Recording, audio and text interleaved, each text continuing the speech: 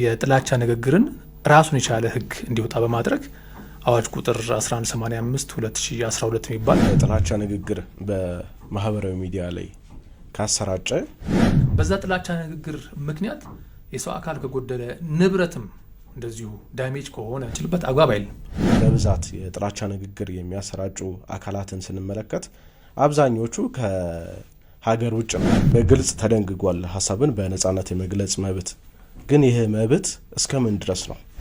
በህይወት የመኖር መብት ሁሉ ሊጣስ እንደሚችል ህገ መንግስቱ በግልጽ ይናገራል። ምን ያህል ተከታይ ያለው ሰው ነው የጥላቻ ንግግር ሲያደርግ ሊጠየቅ ወይ ህጋዊ ቅጣት ሊደርስበት የሚችለው?